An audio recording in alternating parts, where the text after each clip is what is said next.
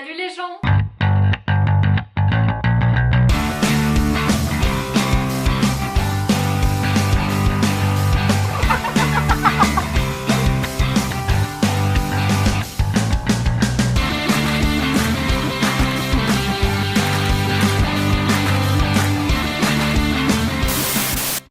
Trop contente de vous retrouver, ça fait une éternité qu'on n'a pas fait une vidéo face cam comme ça. Cette vidéo m'a été énormément demandée par tout le monde et j'abuse à peine parce que ce sont des catégories de vidéos qui ont beaucoup marché sur ma chaîne et je reçois énormément de messages quotidiennement, mais vraiment tous les jours, que ce soit sur Insta, en commentaire sous ces vidéos là, en commentaire sous d'autres vidéos, enfin je reçois énormément de messages par rapport à mes études et notamment par rapport à mon BTS communication que j'ai fait du coup les 2 années précédentes. Je l'ai terminé l'année dernière. Actuellement je suis en bachelor événementiel, mais ça je vous en parlerai plus quand j'aurai totalement terminé parce que je suis du coup encore à la fin de cette année, donc je n'ai pas encore totalement fini. Mais du coup on va revenir aujourd'hui sur mon expérience avec le BTS parce que je reçois énormément de questions. J'ai déjà fait 2 vidéos à ce sujet que je vous mettrai dans la barre d'infos parce que du coup ça va compléter un petit peu mes réponses ici. J'ai pris mon petit téléphone, j'ai noté dessus les questions qui reviennent le plus et les questions que vous avez pu me poser par rapport à mon BTS Com et je vais y répondre dans cette vidéo. Alors on va commencer tout de suite avec où est-ce que j'ai fait mon BTS Com. On me pose beaucoup cette question, dans quelle école, dans quel établissement ou dans quelle ville, tout ça. J'ai pas fait mon BTS dans une école privée, je l'ai fait dans un lycée public, donc c'était gratuit, mais je ne souhaite pas divulguer spécialement la ville dans laquelle je l'ai fait parce que ça n'a pas forcément beaucoup d'intérêt et ça va rien vous apporter spécialement de savoir où est-ce que moi je l'ai fait. Je sais que potentiellement il peut y avoir des petites différences entre le fonctionnement d'une école privée et d'un lycée public. Si jamais vous avez le choix, évidemment je vous recommande d'aller dans un lycée public. Tant qu'on le peut, de rester dans le public, ça permet d'avoir des études gratuites et ça franchement on peut pas cracher dessus. Mais après il y a également énormément de formations privées qui sont très qualitatives. Est-ce que les cours sont difficiles? C'est assez subjectif comme terme, donc je sais pas trop comment répondre à cette question. En fait il y a beaucoup de réponses à mes questions qui vont être ça dépend, parce que évidemment ça dépendra toujours de votre établissement, mais du coup je vais parler en fonction de mon expérience et aussi de l'expérience de plusieurs autres personnes qui ont pu faire un BTS comme dans d'autres établissements aussi. Les cours ne sont pas difficiles parce que la communication c'est quand même un secteur qui est assez intuitif quand c'est vraiment la voie qui t'est destinée entre guillemets. Moi j'ai pas trouvé que c'était spécialement difficile parce que c'était vraiment mon secteur. J'avais déjà des connaissances en communication, j'avais déjà des connaissances sur les logiciels, j'avais déjà quelques connaissances sur le secteur en général, donc je dirais que ça aide. Après il y a aussi beaucoup d'élèves de ma classe qui n'avaient pas spécialement de compétences en arrivant et qui s'en sont très bien débrouillés. Donc difficile, je dirais pas que c'est le terme. Par contre ça demande de l'investissement, ça demande de la créativité, ça demande beaucoup de ta personne en fait, parce que on se professionnalise dans un BTS, on va faire beaucoup d'ateliers, beaucoup de travaux de groupe qui vont te demander d'apporter ta touche. J'ai reçu la question, est-ce qu'il y a de l'économie? Je vous remets en barre d'infos de toute façon les 2 vidéos que j'ai déjà faites sur mon BTS communication, et dans la première vidéo j'ai récapitulé toutes les matières qu'il y a dans ce BTS, donc je vous laisserai aller la voir si vous voulez avoir plus de détails sur les matières qui sont présentes dans cette formation. Il y a de l'économie, il y a du droit. Économie, droit, c'est pas mes matières fétiches, on va pas se mentir, je n'ai jamais été douée et je ne le serai probablement jamais, mais ça reste utile et ça reste adapté à notre formation, c'est-à-dire qu'on ne va pas travailler l'économie en général, on va vraiment travailler plus spécifiquement l'économie en entreprise, le système économique français, les taxes, tout ce qui est en rapport avec les entreprises qui pourront vous servir dans votre futur. Pour quel genre de métier est fait la communication? Alors ça on me le demande énormément. Les études en communication c'est très vaste, ça peut t'amener un peu partout et nulle part à la fois, parce que t'as une formation qui est vraiment polyvalente. T'as autant des cours de gestion de projet, de communication, que des cours de marketing pour le côté plus vente, et t'as autant des cours de création, donc tu peux te diriger dans ces 3 secteurs. Tu peux te tourner vers des métiers de création, donc design, directeur artistique en agence de communication.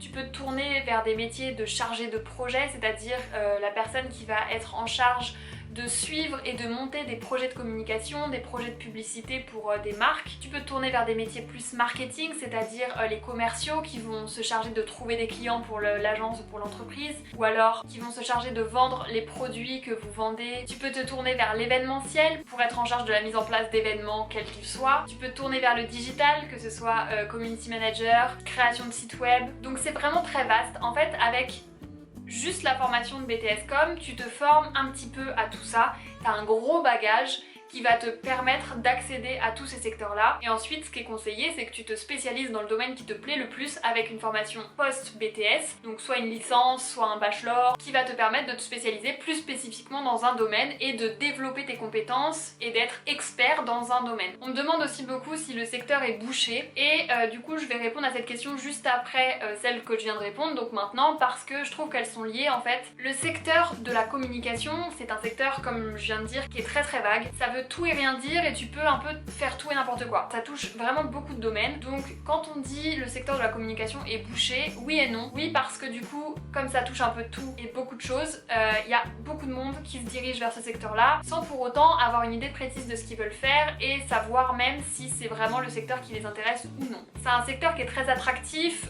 Je vais parler notamment de l'événementiel. C'est un secteur et c'est un métier qui attire beaucoup. La communication, la publicité aussi, ce sont vraiment des secteurs un peu paillettes entre gros guillemets. Quand tu ne connais pas forcément et que tu en entends juste parler, c'est vrai que ça peut faire rêver de par tous les avantages que ça peut apporter, de par c'est sympa en vrai quand tu as l'impression, tu vois, que ton métier c'est d'organiser des soirées de gala et de boire du champagne. Tu te dis ouais, moi aussi je veux faire ça, tu vois, et je comprends. Mais du coup, ça amène beaucoup de monde dans ces secteurs-là et beaucoup de monde qui vont au final se rendre compte que c'est pas spécialement aussi beau et aussi rose que ce qu'on peut avoir l'impression que c'est.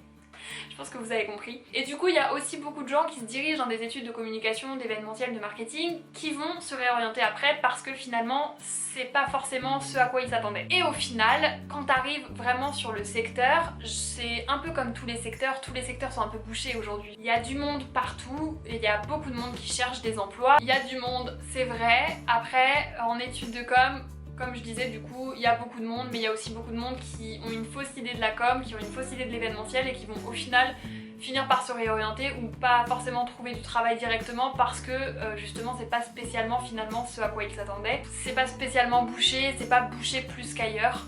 Faut juste être vraiment motivé, vraiment trouver sa voie et trouver là où est ta place. Vers quoi souhaites-tu te tourner? On m'a posé aussi du coup cette question. Du coup, comme je disais au début de cette vidéo, je suis actuellement en bachelor événementiel. Ça vous donne une petite idée. Moi, c'est vrai que l'événementiel, c'est un des secteurs de la com que j'aime beaucoup parce que ça colle à 100% avec ma personnalité. Mais quand je vous dis à 100%, c'est vraiment l'événementiel, c'est si j'étais un métier, ce serait genre l'événementiel. Donc je me tourne un petit peu plus vers l'événementiel, je me suis spécialisée en événementiel. Maintenant j'ai aussi des compétences en digital, réseaux sociaux.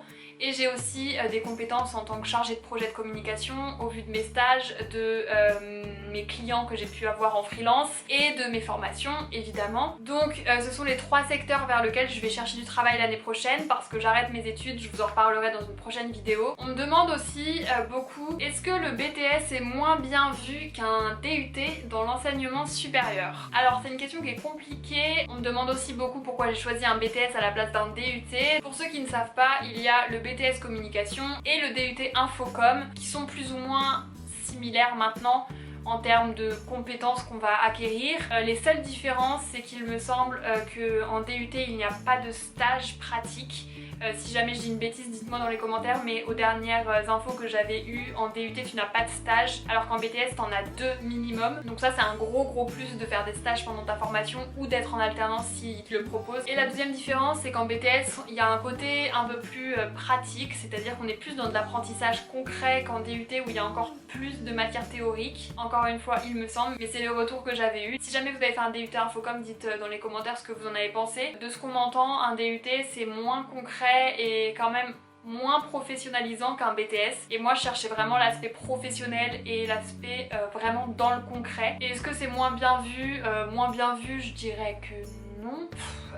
En même temps c'est compliqué de répondre parce que je serais tentée de vous dire que maintenant à nos âges, dans notre société, au vu de l'évolution de comment ça se passe, je dirais que les longues études sont de moins en moins obligatoires pour être bien vues sur le marché du travail. En même temps, il y a toujours des entreprises et des employeurs qui seront un petit peu old fashion et qui seront toujours un peu dans cette dynamique de si t'as pas bac plus 10, t'es pas compétent pour mon poste. Donc je dirais que ça dépend un peu des employeurs. Quelles sont les matières dominantes sur le BTS? En BTS, globalement, on a deux matières dominantes. C'est la gestion de projet de communication et la gestion de relations clients. clients. Donc la première c'est purement com et la deuxième c'est purement marketing. C'est les deux notes qui vont compter le plus dans votre BTS. C'est autour de ces deux matières que vont tourner les compétences que vous allez devoir acquérir au cours de vos stages et sur lesquelles vous allez devoir faire des oraux. Donc c'est les deux socles un petit peu de compétences. Après les autres sont tout aussi importantes à suivre, mais je dirais que si je devais donner deux matières dominantes, ce seraient ces deux-là. Quels sont les types de projets que l'on peut faire durant l'année? Ça, encore une fois, ça va dépendre de votre établissement, mais moi dans mon établissement, les types de projets qu'on avait à faire, c'était des cas pratiques. En fait, on a des journées qui sont dédiées à des ateliers qu'on va faire en groupe et pour laquelle on va devoir répondre à la problématique d'une entreprise, c'est-à-dire qu'on va recevoir un vrai brief, un vrai document avec la demande d'une entreprise et on va devoir se mettre dans la peau d'une agence et devoir répondre à leurs problématiques et répondre à leurs demandes en fait. Par exemple, Canon nous envoie une demande à une agence de communication parce qu'elle a besoin de communiquer sur son nouvel appareil photo jetable, elle a besoin d'une affiche et d'une stratégie de communication sur les réseaux sociaux. Voilà, c'est ces deux demandes. Et bah dans nos ateliers, on va devoir monter la stratégie, réfléchir au projet de communication, créer l'affiche. On va devoir répondre en fait à sa demande et on va avoir dans l'année du coup plusieurs projets comme ça qui vont durer plus ou moins longtemps en fonction de l'importance du projet. Ça peut également être des clients réels, c'est-à-dire que c'est des vraies entreprises qui vont contacter le BTS et dire voilà, on vous propose une vraie mission, on va mettre en compétition en gros toutes les agences fictives de la classe, donc tous les groupes de la classe, et puis on choisira le meilleur projet pour vraiment réaliser notre campagne avec l'entreprise. Moi dans mon école, personnellement, on a eu 2 fois des clients réels, les autres fois c'était des clients fictifs, donc c'est une fausse demande qui est créée par nos professeurs pour faire l'exercice. On me demande du coup si j'ai fait mon BTS en alternance ou en initiale et si j'ai fait mon BTS en alternance, vers quel type d'entreprise je me suis tournée. Donc comme je disais, j'ai fait mon BTS en initiale, mais je vais quand même répondre à la question vers quel type d'entreprise on peut se tourner pour trouver une alternance parce que du coup je suis en alternance cette année. Ce qu'il faut savoir si on fait un BTS en alternance, c'est que c'est encore plus dur de trouver une alternance qu'en bac+3 ou master parce qu'évidemment tu sors du bac donc tu n'as aucune expérience plus ou moins, mais il ne faut pas baisser les bras et reprendre tous les conseils que je vous ai donnés dans ma vidéo spéciale alternance. Vers quelle entreprise vous pouvez vous tourner? Bah tout simplement toutes les agences de communication, d'événementiel, de marketing ou de réseaux sociaux qu'il y a dans votre zone géographique. Vous les contactez tous, candidature spontanée ou vous répondez aux offres s'ils en ont mis en ligne. Vous pouvez vous tourner vers des entreprises directement, vers des gros groupes, par exemple, je sais pas, BNP Paribas, Total, toutes ces entreprises-là, en général, elles ont beaucoup d'offres d'alternance aussi et vous pouvez faire de la com directement dans une entreprise. Vous pouvez aussi vous tourner vers des plus petites entreprises qui du coup vont pas avoir spécialement les moyens de se permettre de payer un CDI et qui du coup vont chercher des alternants. Ça peut aussi être la solution. Mon deuxième stage de BTS que j'avais fait avec Marion chez la Wedding Planner, du pareil, bah voilà, c'était une petite structure donc elle pouvait pas forcément prendre quelqu'un en CDI à temps plein, donc l'alternance c'est bien pour tout le monde parce qu'en plus l'avantage d'être dans une petite structure c'est que tu touches à tout, il y a beaucoup plus de responsabilités. Bon, je crois que j'ai fait le tour, j'ai répondu à max de questions, j'ai essayé de parler vite, désolée mais c'était pour que ça dure pas trop longtemps et que je vous donne le maximum d'informations possible. Si jamais vous avez toujours des questions, je réponds toujours, mais essayez d'aller voir d'abord les 2 premières vidéos si jamais vous les avez pas vues, parce que ça peut répondre à certaines de vos interrogations et ça m'évite de répondre à chacun en privé parce que ça prend beaucoup de temps. Mais si jamais il y a d'autres questions, il n'y a pas de souci, je répondrai, que ce soit en commentaire ou sur Instagram. J'espère que ça vous a plu, que ça vous aura servi peut-être. On se retrouve très bientôt pour une prochaine vidéo. Sur ce, prenez soin de vous. La bise!